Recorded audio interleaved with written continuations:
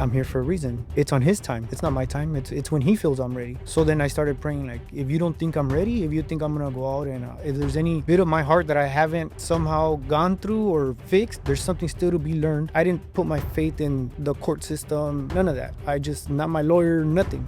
Yeah. There's a lesson here. There's somebody that I need to have a conversation with, something that hasn't been done. That's why I'm still here. Welcome, everyone, back to the Audacious Faith Podcast, where God changes lives and does amazing things, and people have the audacity to believe that they were put here on this earth not just to exist, but to make a huge difference in the world. And it's amazing how God works through our lives. Sometimes they take turns, but He is the one who's able to take all things and work them together for good to those who love Him. And He's able to fulfill in our lives the destiny that He has called for us. I have a special guest with me today, someone who I'm really looking forward to hearing more about his story and having him share his story with you. Someone that I met actually, I've known of for a while, but just met just a few months back, and I'm getting to know him, and I'm just really just excited about what God is doing in his life. And we're going to kind of find out some about his story today. So I'm so glad that he's taken the time to share. So Alex Miranda, so good to have you with us today. Thank you so much for having me. Well, let's get started right from the beginning so people can kind of get to know you a little bit. Maybe, just kind of dive into, your background, your upbringing, kind of how things were as a kid, and then kind of, how some direction of life took.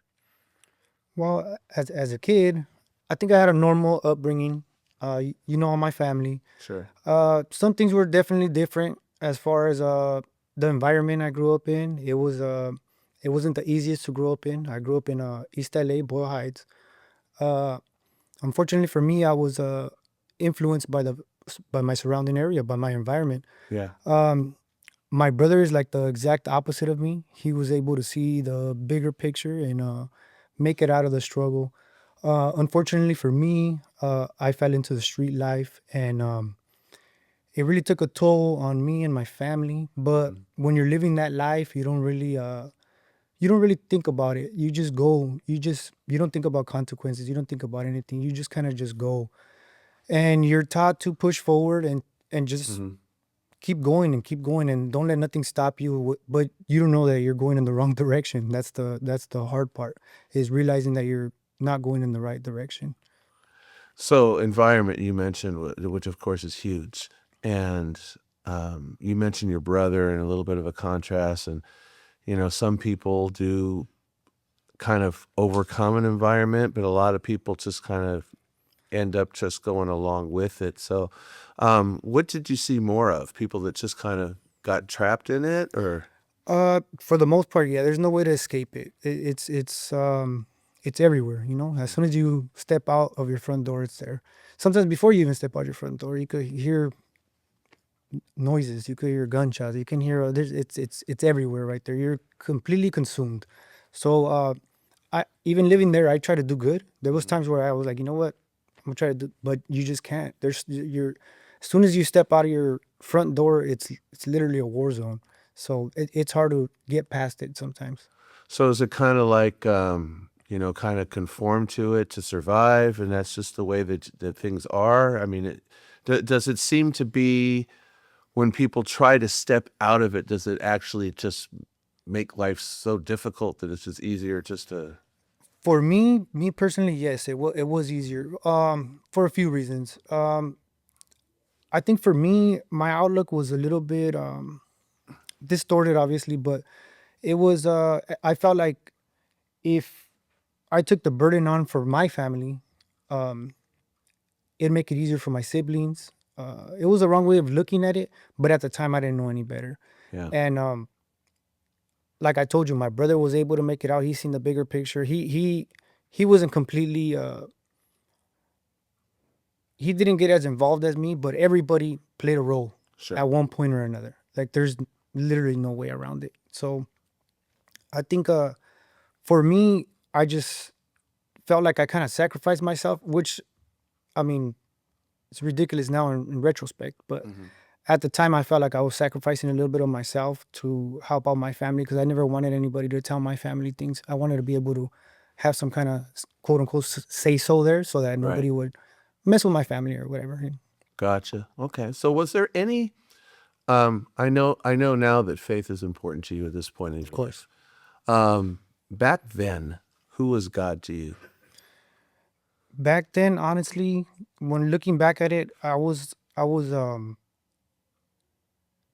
there was no real like obviously I mean I grew up knowing about God. My family, my grandma was real religious, my mom's real religious, but when you're living that world, you feel like the biggest hypocrite ever to try to pray or to try to do anything. And then there was times where like for example, I heard a quote one time that really messed me up. It was something like along the lines of don't pray on a rainy day if you're not going to pray on a sunny day. And for some reason that I heard that like in 6th grade and it changed me forever. I remember thinking like that. It hit home for me for some reason. I was like, you know what? I'm not going to pray. So to me, I didn't have, I felt like I didn't have God in my life. It wasn't until I was able to look back and reflect and realize that He was always there. But it took a lot for that. So yeah, I love the quote that you're bringing up because a lot of people will look at that and say, okay, you're going to have to pray on both types of days. So if you're not going to do it on both, then don't do it at all. Mhm. But instead of making the choice to do it on both, which obviously is one of the choices, Of course. so many people just kind of, was it because, did you make the choice you made because you figured, well, instead of taking the higher road, it's just too hard to take the higher road. I'm not going to be able to pray on both, so I don't want to be a hypocrite, so I'll just forget it. It definitely felt that way. Uh-huh. And also, it was like when you're living that life, like I said, you feel like a hypocrite. You feel like I can't, you feel like God's not going to want you because you don't have the knowledge of knowing that He's always going to want you. He's always going to be there for you. But you don't have that knowledge. I didn't have that knowledge. So in a way, you kind of felt like I know a lot of people struggle with today, not worthy, disqualified. Oh, definitely. Definitely. But you don't, you just don't know it. It's just a lack of knowledge. Right. I just didn't know it, simple and plain. And like I said, my outlook wasn't the greatest, at the time. Right. Okay. So you're going that direction. You're kind of falling into the environment around you. The environment, for the most part, even though there's awesome people there's people that have hopes, there's people that have dreams, and yet they're kind of being crushed by this reality that they're seeing around you. You're saying you're hearing it even in your home. Before you even leave the doors, it's out there, like just always there. So life didn't go necessarily the way that you had hoped. Of course not. Of course. Yeah. No, I mean, as a kid, you always dream big, right? You Sure. dream of I had dreams of everything. I'm pretty sure everybody dreamt of being like a fireman and something great. Nobody ever thinks. As a kid, I didn't grow up and think, oh, I'm going to be a gang member one day or I'm going to be a bad person. It's a slippery slope and it's literally a snowball effect where once you're involved in that, you just get more involved, and you can't, it's so hard to retract from that life. It's hard. So the kind of like I'm thinking of the imagery of like quicksand. It's Exactly. like you get your foot in there and you're just kind of stuck. And then the more you try to move out of it, the more you just kind of sink. The more you're in it, and then we've talked about it, it's the people you surround yourself with or what you're gonna be like. So you surround yourself with nothing but people that are doing bad, and in that world, everything's the opposite. If you're doing bad, you're a good person. So Okay. So everyone's kind of in that boat. You're all in that Right. kind of boat together. So even though it's not necessarily what you dreamed of, it's kind of like you're looking around. It's like, but it's all right. We're all here, right? Right. You don't feel alone. Okay. So it's kind of like it's does it in a way maybe feel almost justified, maybe feel even better to know I'm in here with you rather than up there watching you sink? Oh, of course, they're in the trenches with you. Basically, it's a war zone. You're in the trenches with what you feel are your brothers. Your people that are gonna be there for you the way you're there for them. And Right. it's a it's a very tight knit, small little community in a way. It's and we have our own way of thinking, our own way of maneuvering, and our own way of being in the streets. Right. as opposed to regular people. It's So I'm sure it was going, I mean, to a degree, fine for a while. I mean, you had the camaraderie, you had the different people, you're in it together and all Mhm. that. But then things obviously didn't go the way that you wanted to go. I mean, the the stuff that you wanted to do for your family, the freedom that you wanted to have, the accomplishments that you wanted to have, it took a turn Mhm. that was not your plan. So maybe fill in a little bit what you want. Oh, Kind of what happened. it's what we call the fine print, right? Mm-hmm. It's the things that nobody tells you. It's a lot of things, but just to touch on it a little bit, it's like you say, you feel like everybody's together. You feel like like I said, like a little community. Like we are gonna have each other's back, but it's not always like that. Everybody has their own agenda. Everybody has their own motives, and when it started taking a turn for me, um, there was a lot really. There was just a lot going on around you. The violence after a while it gets to you. Then being away from your family, you nobody tells you like you're gonna be away, or nobody tells you how much your family's gonna miss you, and some people unfortunately don't have that. So the being behind the walls is their family. That's their family. Okay. So that luckily for me, I didn't experience that. My family's always been there for me. Mm-hmm. They've always helped me out. They've always wanted me to be better. They always encouraged me, but I couldn't find a way out. It was like drowning. You don't. It's like drowning, but you don't know you're drowning. You're just, like I said, going through the motions, and you're taught to not think about consequences. Like, don't ever think about consequences. Just do what you got to do as a man, and worry about the consequences later. So you just push. You just keep pushing forward. So while you're doing that, I'm just curious because you said that as you look back, you can see that God was there all along. Oh yeah. Okay. So you're pushing forward because that's obviously what you do. Mhm. That's what everybody's doing. Was there though that little tinge, that little small voice in there, that little conscience in there that every once in a while, I mean, you were having to maybe just you heard it, but you were having to just kind of push it back and ignore it. What was it telling you?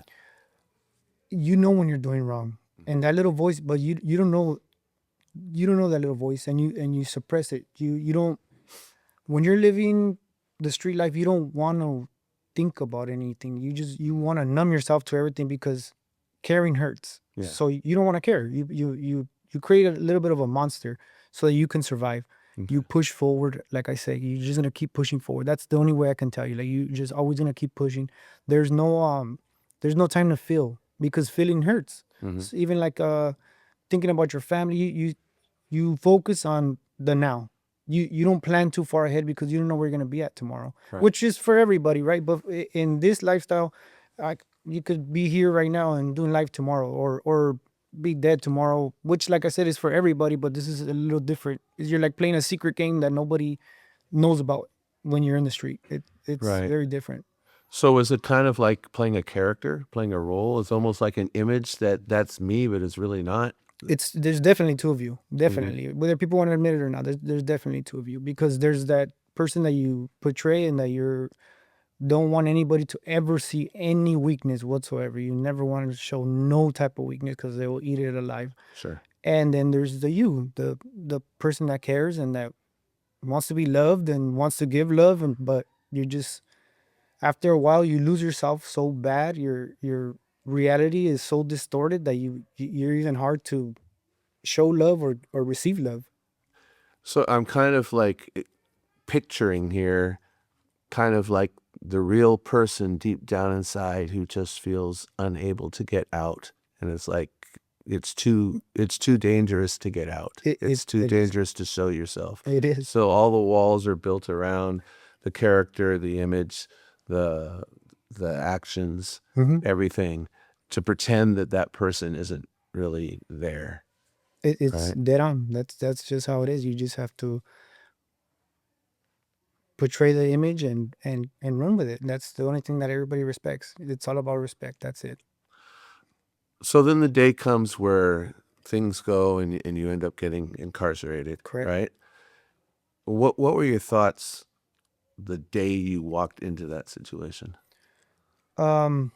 So for me, it was a little different than most people. So I was really bad. I did I did 2 stints before that, but they were like slaps on the wrist. Consider slaps to a normal person. They would have got that time and they would have probably changed their lives. To me, it was just like I knew that it was part of the game that I was playing, Okay. and that it was inevitable. And it's ironically like a little badge of honor when you come back home to the people that you associate with. It's like, hey, I've been there. That ain't nothing.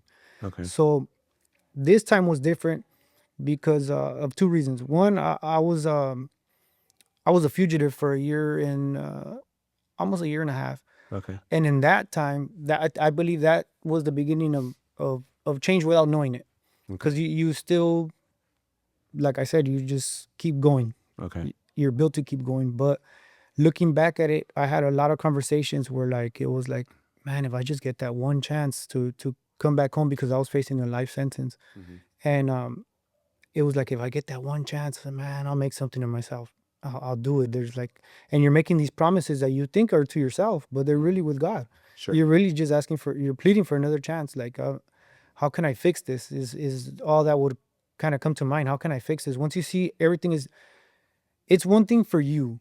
You can cope with the situation because I created the situation on myself. I brought this upon myself. But to see your family go through it, and to see how much your family cares, and how much the people around you, how much it affects everybody. You never think about the effect, the ripple effect amongst your people and your family, like your associations, your friends, everybody. It's a ripple effect.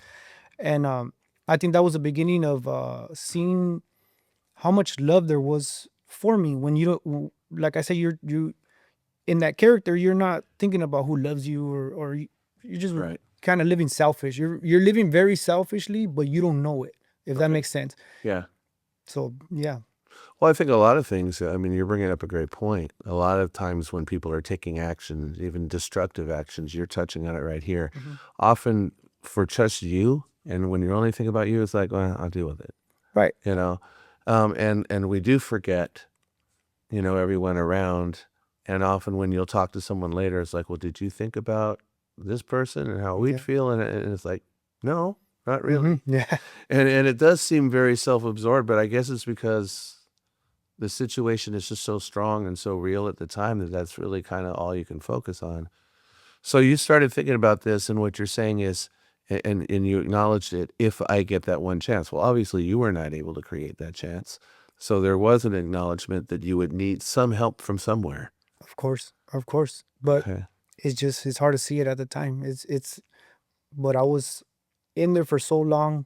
When you're alone, that's when I had the best conversations with God. Okay. Being able to be on my own, and people would be like, "What's wrong with you? Are you depressed?" Or that's how I got my mind right. That was my meditation time. That was my time to get right. But in the beginning of my incarceration, I didn't have that. I was always out. I always wanted to be out, know what's going on, be in the know, and participate. It Gotcha. wasn't until later on in my sentence that I started realizing that uh, this isn't this isn't the way I want to keep going. This isn't the path I want to keep going. I want to change a little bit. I want to help.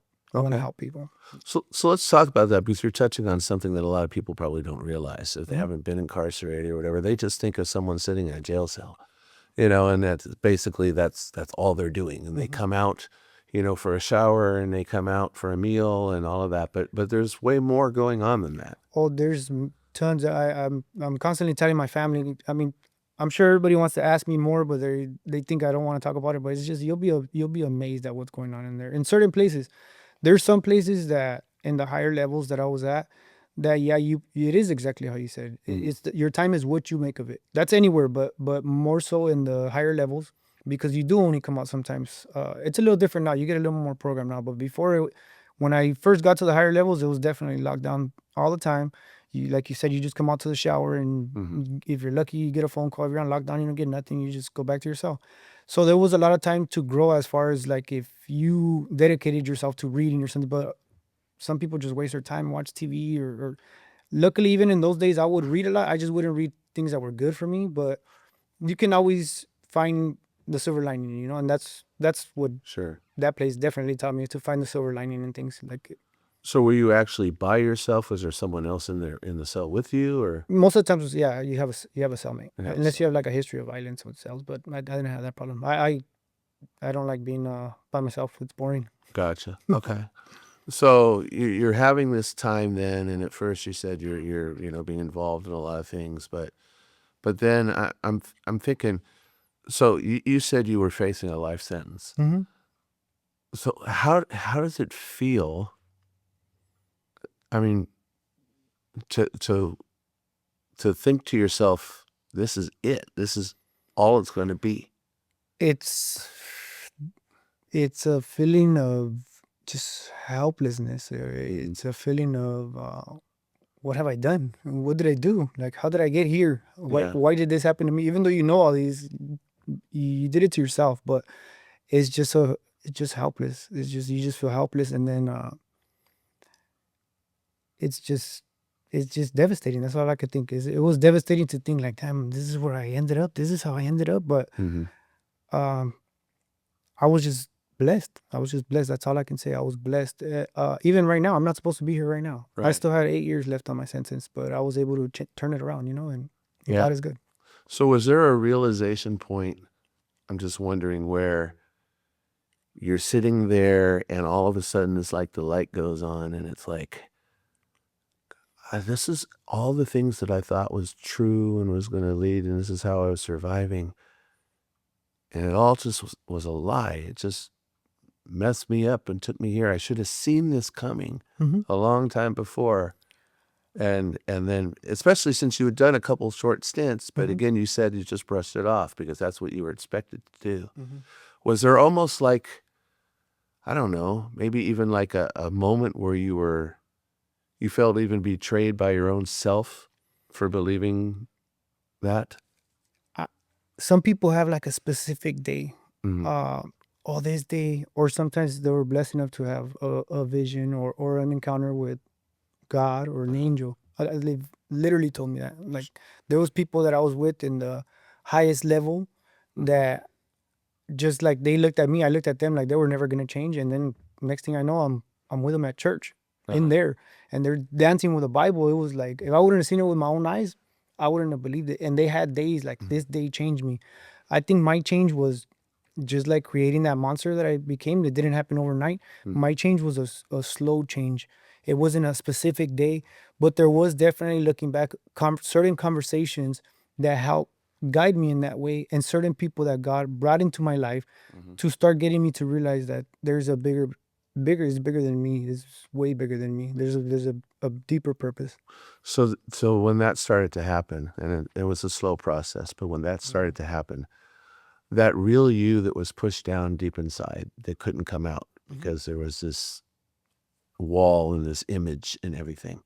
I mean, now that wasn't doing you any good anymore, right? I mean, maybe for survival where you were, but there was no future there.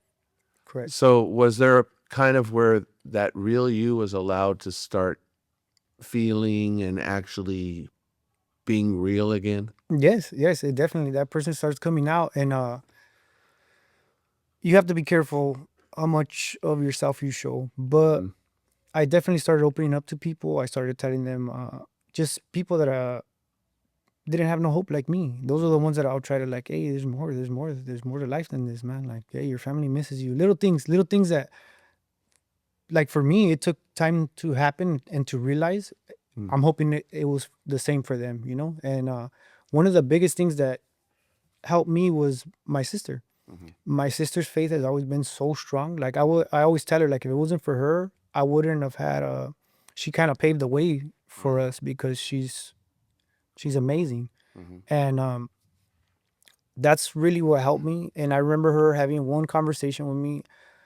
Specifically, I had gotten married, and she sat there and told me like, "Hey, things are gonna be different now. Things are like you don't live for yourself no more. Now you're living for somebody else. Like God brought this person into your life." And at the time, I was in the highest level of security, and I was like in basically at that time the worst yard in all California. Yeah. And in the back of my mind, I was like, "You don't even know who you're talking to right now. Like this is not changing anything. I'm still gonna be the same person tomorrow that I am today." Right. But she was right. Little by little, I started realizing, and I started thinking about consequences. And because God did bring those people into my life, it did help me out. It truly started to straighten me out.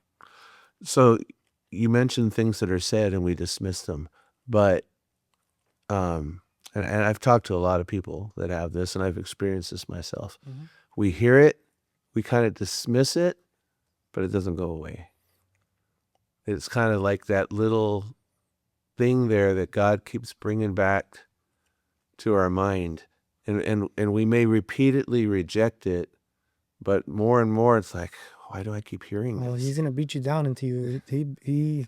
He beat me down until and I was really stubborn. So uh, I believe there's hope for anybody because I was so far gone. I was really far gone. Sometimes I sit and I laugh like, "Oh, I used to think like that. I used to do this. I used to do that." But he definitely never left me. He showed me the way. It was a little more than most, but yeah. So you're saying there wasn't necessarily a specific day, but Hmm. hope started to change. Yes. Okay. Was there, I mean, if somebody would have come to you and said, "Oh yeah, you're going to get out. You're going to be sitting here right here right now," I mean, that looked extremely unlikely Hmm. at that point. Any expert you would have asked, anybody who knew about the situations the way that they are, would have said, "You're just absolutely fooling yourself," right? Of course. Um, so not thinking you were going to get out, Hmm. but then kind of starting, God's kind of pulling you. What changes did he start to do then? And how did your outlook change? Just realizing that the path that I was on wasn't gonna. I was if you keep doing the same things, uh, you keep making the same decisions, you keep making the same choices, they're gonna keep you where you're at. I remember one time I was reading a book and it said something like, uh, "Look around, look around you. All the decisions in your life have gotten you to where you're at." And I looked up and I was in a little cell in the highest level of security. Like I couldn't go nowhere else really. And I was just like, wow, like it hit me deep. It hit me deep. And that's started seeing like, man, I gotta change my thoughts, my decisions, my choices, the people that I'm around. It's definitely at first it seems overwhelming. It's very overwhelming to just to try to change your thoughts because you've created this and you've thought of all this a certain way and you figure you're just gonna be on this path. Right. And I'll go home one day. Mm-hmm. I was blessed enough to have a date. That's another thing. I wasn't even supposed to have a date. So just to have a date, it was like everything had to go exactly how it went Mm-hmm. for me to be here today. If not, I wouldn't have had no chance whatsoever. So was there a point where, I mean, God obviously wanted you to give him your life, you know, Hmm. he wanted you to start living for him. I'm wondering if there was ever this type of question or at least a thought in your mind where it's like, will you live for me and decide to live for me even if I don't get you out of here? Yes, and it it's definitely hard Mm-hmm. to get to that point because you're stubborn. And then like when you feel like you change, you want things done now. Right. Especially in that lifestyle, you have everything done right now. Let's do it right now. Mm-hmm. And when you feel like I would have conversations with him where I'll tell him like get me out of here. Like my heart is not in this no more. Like it's like dangerous for me to be here now. Like my heart is not in this no more. I'm not the same person no more. Right. I don't want to make these choices. I don't want to hurt people. I don't want to. And you kind of want it done now, but then your faith grows stronger and you realize that I'm here for a reason. Mm-hmm. It's on his time. It's not my time. It's when he feels I'm ready. So then I started praying like, if you don't think I'm ready, if you think I'm gonna go out and if there's any bit of my heart that I haven't somehow gone through or fixed, maybe that's why I'm still here. Maybe that's why. Okay. So something I haven't learned something yet. There's something still to be learned. That's why I'm not leaving yet. I didn't put my faith in the court system. None of that. I just not my lawyer. Nothing. Yeah. I just knew, okay, there's something here that I haven't done. There's a lesson here. There's somebody that I need to have a conversation with. Something Mm-hmm. that hasn't been done. That's why I'm still here. Okay. And you just touched on what I was just going to ask you because I was kind of thinking about that. Part of it could have been for you and part of it could have been for somebody else. Of course, yes, Right. because it was a lot of people that played a role in me starting to straighten out. Okay. And you talked about, you've been, okay, I got to start changing who I'm hanging around with. I got to start changing my associations. But how hard was it to do that in there? It's definitely, it's strange because people know you to be a certain way. Mhm. And they see you and they're happy to see you, but then when they see the change in you, they're either gonna be like, I'm cool with you, or they're gonna be happy for you. Mhm. So that's when you kind of know who really cared about you the whole time. Okay. Because when I seen people change, I ain't gonna lie though, at first you do kind of look at them a little different. You look at them a little different, like, hey man, what's that?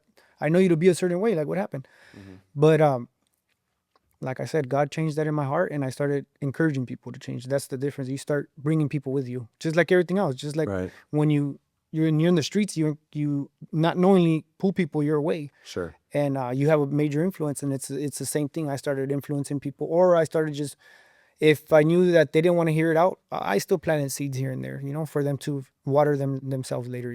Right.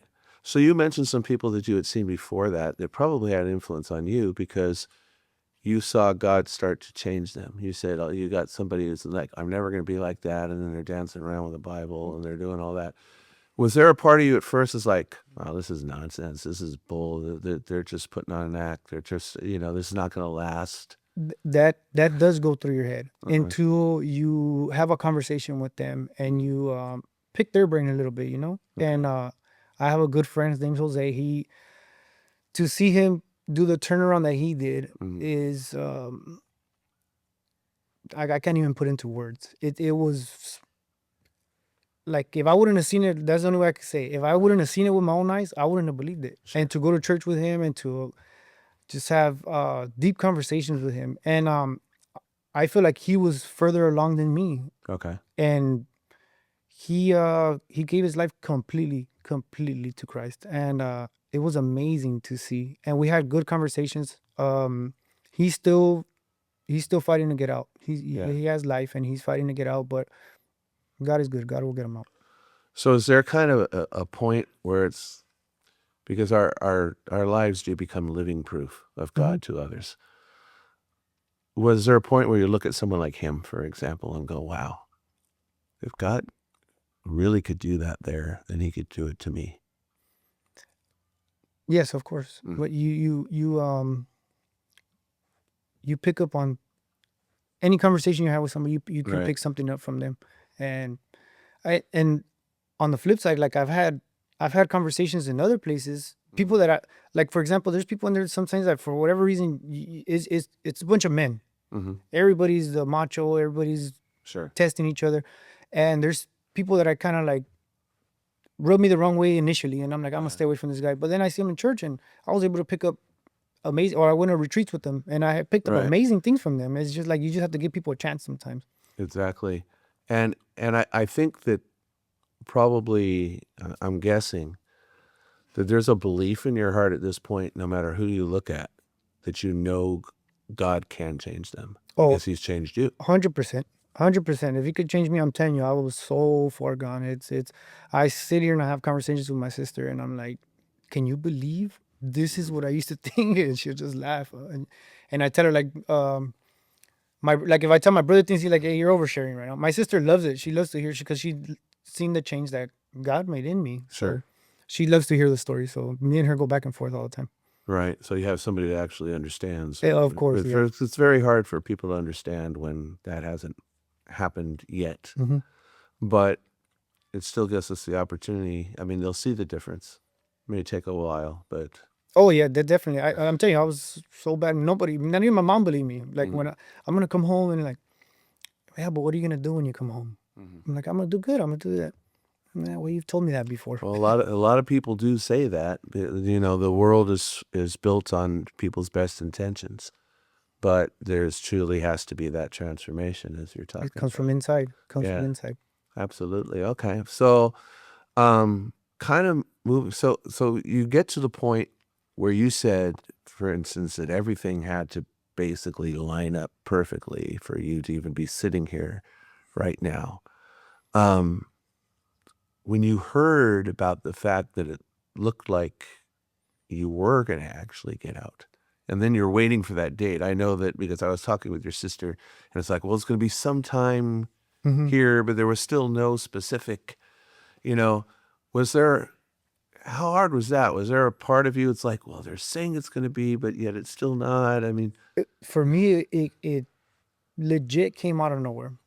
Me in my heart, I knew that it was gonna happen, and you definitely have those days of like, man, God, let's like, what are we waiting for here? But I knew it was gonna happen. There was so much change and reform going on. Plus, I had put myself in the best place that I could be. I was in the lowest level of security that I was allowed to be in. okay. I had done a little bit of college. That's what they want to see. So I was basically doing everything in case I had to go home through a process called board, where they kind of review where you're at now, mentality wise, what you've done while you've been incarcerated, how much violence you've been involved. So that was my plan B though. So a law changed in my favor as far as participation in your crime or whatever, and I knew I was going to qualify for it. But since my crime is the way it happened, it was going to be extremely difficult for it to affect me. But something inside of me just told me like, this is going to work out for you. Just go with it. And I fought it for 2.5 years almost. And the whole time, my lawyer, he's a great lawyer, he was just telling me like, hey, this is not going to go good for you, man. Like, this is not going to.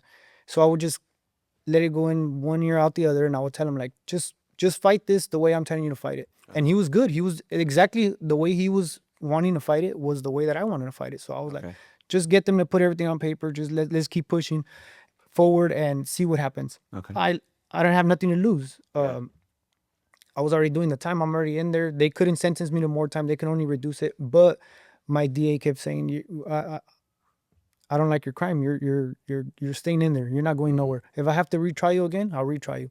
And he'll constantly throw evidence that he had against me and like, hey, you're staying there. You're not going nowhere. Look at everything. Look at all this. You're not going nowhere. And I got to the point where I would just pray for everything. I'll pray like, hey, let him see the real me. Let him pray for, even for him. Let him see the this isn't it no more. This isn't it for me. I just want to be out and prosper with my family. That's it. I'm picking up on something you just said. You had to get to a point where you had to choose to pray for the very person that was telling you, you're Taking not getting out. freedom, yeah. In fact, if they try to get you out, I'm going to retry it. And yet you had to make a decision. Your decision prior to that would have been to hate that person. Oh yes, definitely. For years I did. That's my enemy. For years, I would read the paperwork to read my case, and I'd be like, everything you could think of. Yeah, so that had to be a real shift that God did inside. Here, a God who is willing to love you and forgive you, you now had to then turn around and have the same attitude towards somebody else that was acting that way towards you. Correct. It was difficult, but I mean, God is good. He changes everything. He can change everything for you. You just have to be willing to accept that change. So even though everyone's telling you, even your own attorney who's trying to fight for you, he's trying to do, but he's even just, it's like, be realistic. Yeah, it's exactly what he'll tell me. It's like, I'm sorry, I don't want to lie to you. This is the way it's going to go. But yet, God just was giving you this belief inside that he was in control of it. He controls the doors, not the COs, he's the one that controls that door. And I knew that. That was in the back of my mind the whole time. I knew that he was in control of everything. So I was one day my lawyer even asked me. So I got sentenced originally to 28 years, and my lawyer tells me, well, let's make an offer to the DA. Let's see. Give me a realistic number. So I told him, you know what? How about tell him to offer me 20 years? And he's like, 20 years. My lawyer stood quiet for a little bit, and I was like, he's like, why 20 years? I go, because 20 years is still a long time, but I can go to college. I can continue college. I could do a lot of things to bump my time down myself. Okay. The DA keeps his conviction. I'm still in prison. I felt like everybody would win, and it was more fair than my original sentence. Okay. And my lawyer was like, you know what? That sounds reasonable. Like, everybody wants to go home today, man. Like, that sounds reasonable. I'm gonna bring it up to him. I'm gonna try to get you the 20 years. He came back. He's like, there's no way, man. He's like, he wants to go throw the book at you again. Like if this guy could basically give you more time, he would, man. So I was like, it's all right then. Let's just keep going. And then one day I went back to my cell and picked up my tablet, and I actually had to read the message a few times. A message from my sister and saying that the DA was offering me 17 years. And I even let my cellmate read it. Like, read this and tell me what you're getting from it. And he's like, are they offering you 17 years? I'm like, that's what I got from it. I go, I was begging for 20. And they didn't want to give it to me. Now all of a sudden, they're offering me 17. And 17 was basically, it was time served. It's just that they couldn't let me out immediately because of my conditions. They had to give me that extra 90 days. So basically at that point, 17 years, which sounds like a long time, but you had already been in there. So you're saying that's counting the time that you were Yes, because you do 85% of your, or actually 80% of your time. So basically you see this, all of a sudden you see this message that comes through. You've been waiting for this in the sense everyone's telling you it's not coming. And I'm thinking, because, you mentioned your personality and your way of thinking even before that. And when God changes us, this is something that I've noticed. He makes us new, but at the same time, there's still a part of us, a good part of maybe even the bad, that's still there. We're not like a totally, No, like definitely. not even myself anymore. Yeah. You were saying that you spent much of your life where nobody could tell you nothing. It's like, this is the way I'm thinking, this is the way it is, and you can't tell me anything, right? Right. And it sounds to me like when you started hearing from God, even though everyone else was telling you, no, that's not the way it's going to be, you're like, no, this is what I've heard. And so this is what I know. Yeah, so this is what I've heard, this is what I know, this is what I'm trusting. So even though you're all telling me this, I'm not hearing you because this voice is louder. Right. Right? And sure enough, the God who's more powerful than any person basically took a Red Sea in front of you and parted it. Correct. Exactly. And all of a sudden one day you're there. So you're doing a double take. You're even showing it to your cellmate. I can't believe it. I'm just like, what? So there's a part of you that couldn't believe it, but there's a part of you that somehow deep down inside knew it was coming. Yeah, I was prepared for it. But then to actually see it. To see it is like, it's like, wait a minute. Okay, am I dreaming right now? Like, hit the brakes real quick. Wait a minute, what? Yeah, okay. So then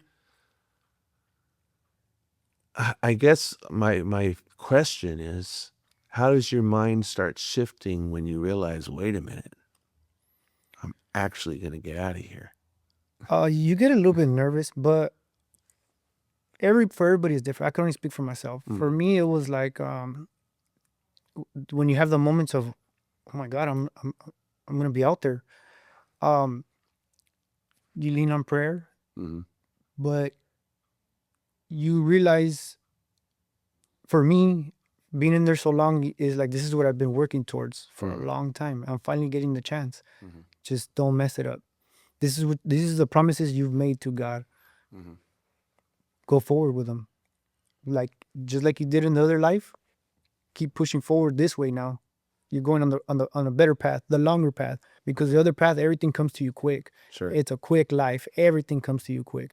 This is like the road less traveled. Right. For some people, unfortunately. So you've got people that are thinking, oh man, he's going to come out. And I know he has the best of intentions, but a lot of doubters, I'm sure. I'm pretty sure everybody doubted me. Right.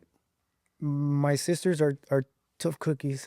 And the only one was the one that you know most, Debbie, because we had already been talking a lot about my change, about God. Everybody else, even my mom, was skeptical. They thought, he's going to do the same thing. He didn't find God. He's just saying that. So it's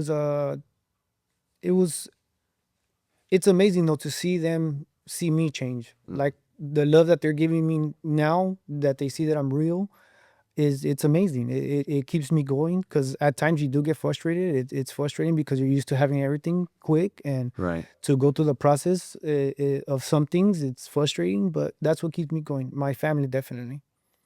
Absolutely. So now, obviously, God has had a plan. God's done this. And I'm sure he starts to reveal things over time. Okay, so he's probably giving you a glimpse of what he's doing at this moment, but then there's other things he's going to reveal over time. So how is life going now? To touch on that real quick, I've always had dreams Mm-hmm. and visions that I just thought it was just my mind. I'm a chronic overthinker.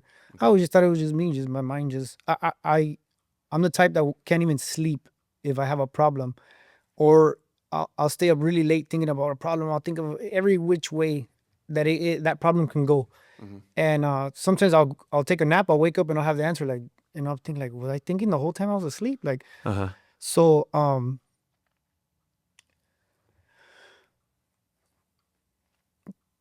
it's just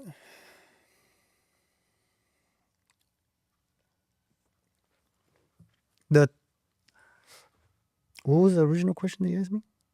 How does it seem now that I mean, obviously things have changed and God's showing you some things. So what's your sense for the future?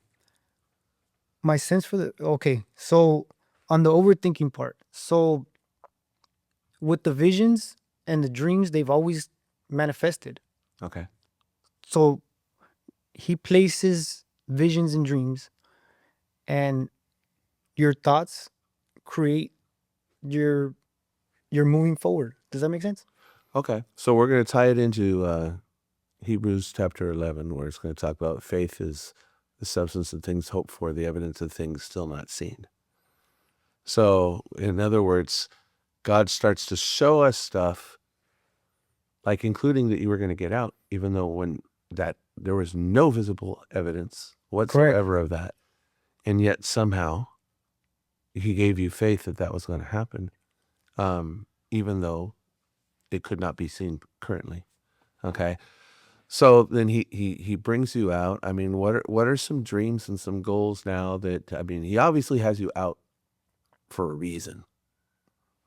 So, any sense of that so far? Oh yeah, he's I'm telling you, if everything wouldn't have happened exactly how it happened. So he gave me the gift of art. Mhm. That's one thing that I always fall back on. He gave me that, and it's literally overnight. Okay. I can't even. I woke up one day and I just knew how to draw. It sounds ridiculous. Well, for someone who can't draw a thing, I would tell you that that is an amazing gift. If anybody, like if anybody told me that, I'd brush it off. But Sure. literally happened to me overnight. So that's the first thing that he placed in me. Okay. So I sat there one day. I was in the county jail in the beginning of everything, and I was sitting there thinking like, in the lifestyle that I was living, I was thinking like, my family's not gonna be there for me forever. They're not gonna help me out forever. Like this is you're gonna have to figure it out in here by yourself because that's all you got at the end of the day. You're by yourself in there. So I was like, what can I do? So I started doing all the usual, making bags, making like just you could do a million things in there as a little hustle. Okay. And I kept telling myself, man, I wish I knew how to draw. That'd be amazing. Like, or to actually push into tattooing because I was thinking about it. I was like, in there, like, you can tattoo anywhere. There's anywhere in prison you can tattoo, even though you're not supposed to, but you can do it everywhere. They can never take that from you. And then I was thinking, well, if I do get out one day, this is when I was still fighting my case. I didn't know I was gonna get out. I'm like, if I do get out one day, I can do that in the streets too. But I kind of talked to myself like, you don't know how to draw. How you gonna do that? And then one day there's like 3-man bunks, and one day one of my they call him bunkies. He leaves, and then another guy lands there, and he's like, hey, anybody right here draw? I'm like, there's only one guy that draws here, and that's good. Like it was around Christmas time. I'm like, if you want to buy something, he has a huge line, but I'm pretty cool with him. Maybe I could get you in there. Yeah. He's like, no, I draw too. And I was like, oh, is that right? Let me see your draw. And they were great. They were amazing. Uh-huh. So I told him, hey man, we used to get up and work out in the mornings, and I was like, hey, when you draw, would you mind if I sat there and just watch you draw? He's like, why? I go, I really wish I knew how to draw. He's like, it's easy. I'll show you. Uh-huh. So I was like, all right. So the very first thing the next morning we get up and I'm sitting there drinking coffee, watching them. And for like 2-3 days, I just sat there and watched them. Mm-hmm. And then he's like, you're never going to get it unless you do it yourself. And I was like, well, I don't know where to start. He's like, I'll show you. I'll show you how to outline everything. I'll show you how to do the whole thing. Mm-hmm. So he did that for me.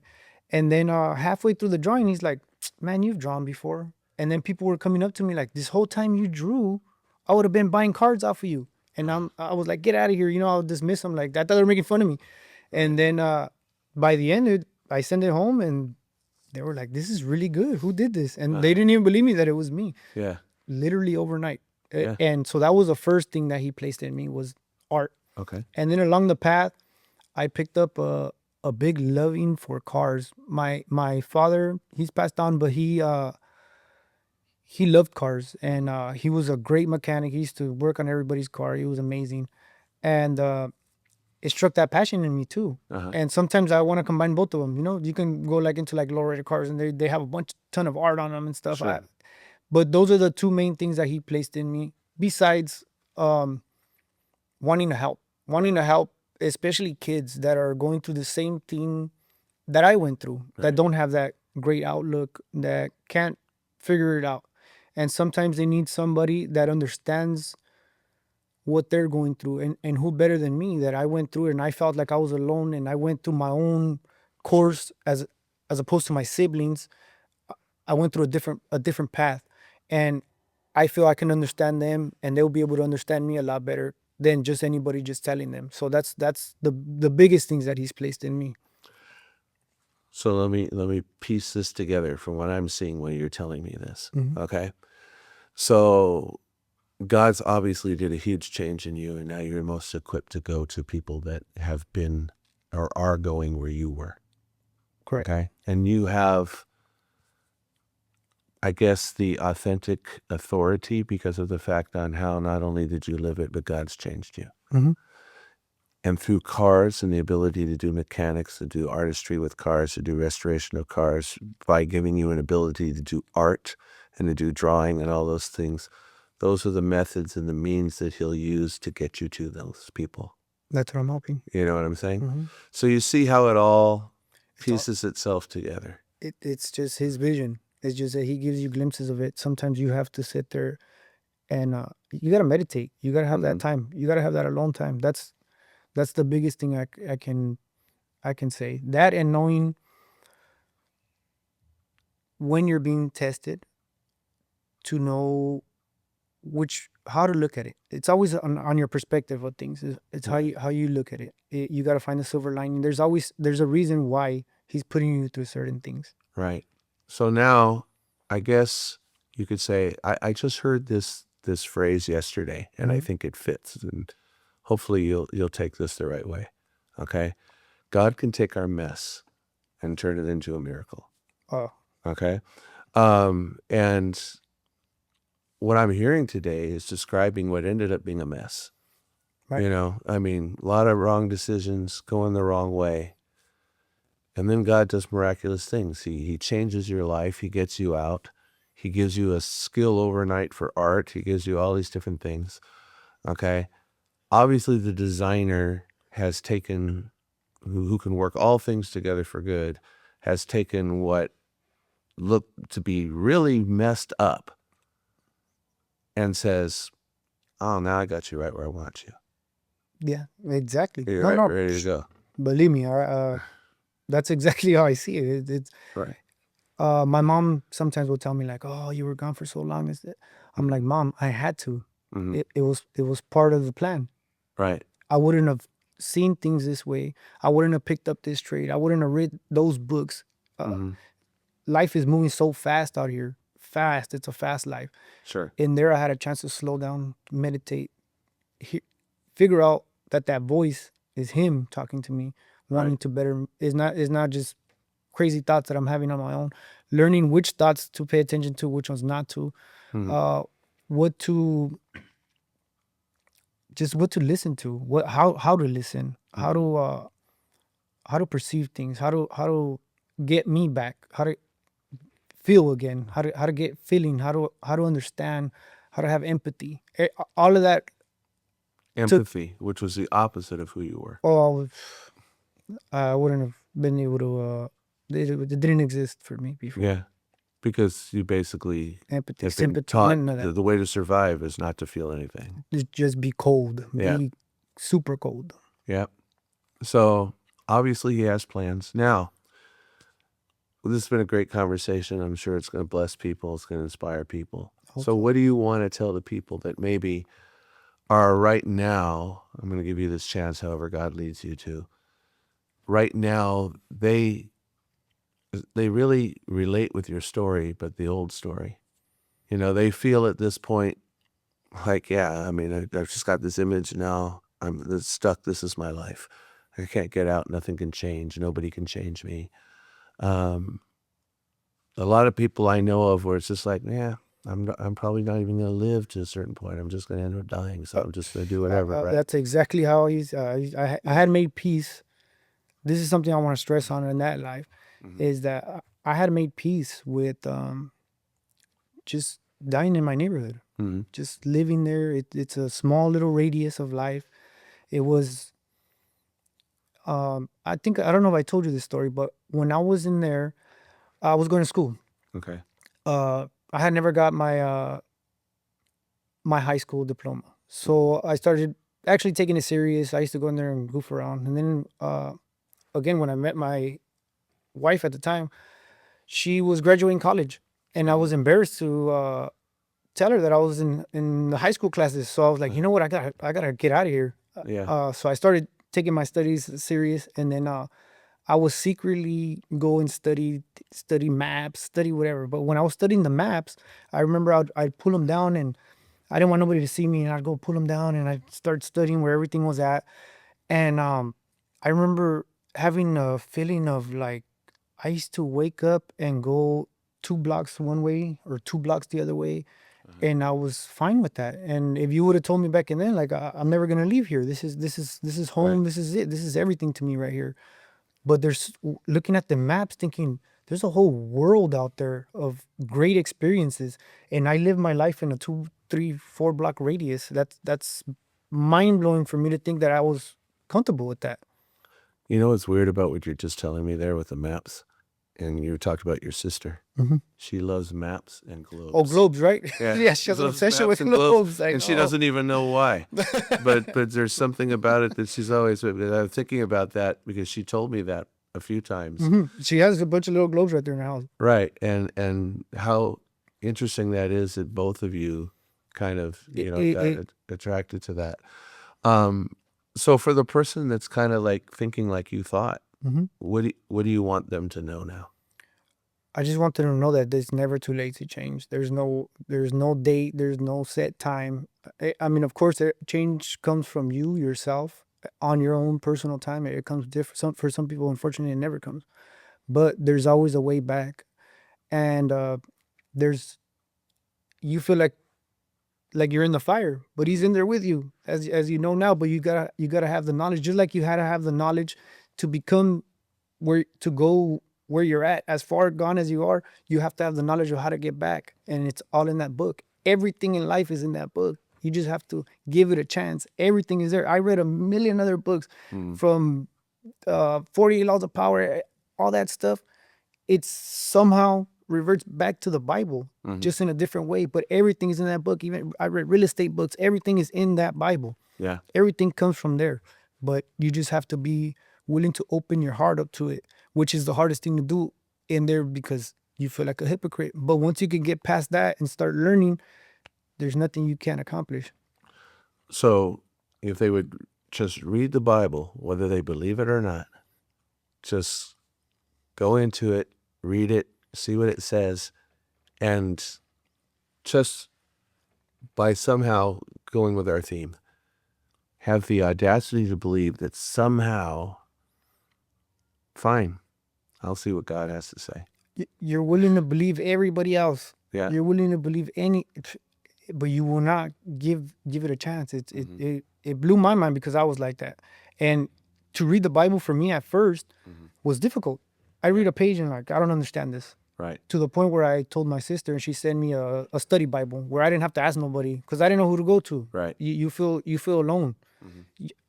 You can go and ask anybody to teach you how to make a weapon. That's fine. But you go ask somebody for the Bible, they're gonna, hey, how do I read the we don't do that. Right. Basically. So I didn't know who to ask. So my sister sent me a study Bible, and I started. She challenged me. We challenged each other, and I remember it was ridiculous. It was like she told me to. She's like, "Can I ask you something?" And I was like, "Yeah, you can ask me whatever you want. If I send you a book to read, would you read it?" And I was like, "All right, well, but you got to read one that I tell you to read." And she told me to read the Bible, which is great. And I told her to read like I think it was like it was either 48 Laws of Power or it was like something far off in the other spectrum. And we still laugh about it today. Like I told you to read a horrible book and you sent me the Bible. So, but hey, Well, even in that 48 Laws of Power, there would be biblical stuff in there. there's stuff everywhere. It all reverts back to the book, man. It's all the true principles. I see it all the time in business books and everything. It's all Everything. I'm like, wait a minute. anything that really works is based on truth, and that's where it comes from. So awesome, Alex. I really appreciate you sharing everything. I know having that me. it's going to have a huge impact for people. I don't know what the situation is. Let's say someone's inspired about your story and wants to find out more. Is there a way they contact you, or how does that work? Through the church here, through the you. church, That's the best way. That's the best way to find me. We're here every Sunday, right? That's it. So Religiously, 3523 Meeker Avenue in El Monte. You're always welcome. Everybody's always welcome. So God bless you. We look forward. We'll probably be doing a follow-up in the future as God continues to do stuff, love and that. we'll come back and see how he's continuing to work through your life. I love that. Amen. So, hey, if you're out there and you thought to yourself, hey, you know what? I've made some mistakes. Life's taken some turns, and I don't really see a way out of it. As Alex has already shared with you and is living proof today that God, he is able to take things, and he's able to take your mess, and he's able to turn it into his miracles and do things far beyond that which we ever would have imagined. And so that's also true and a possibility for you if you will just take that step today to just go in the direction he's waiting to run towards you. And so God bless each one of you. Make sure you subscribe to this podcast, share it with others, and don't miss any episodes. We're going to have great things coming up in the near future as well. So God bless you. This has been the Audacious Faith Podcast, and we'll see you next time.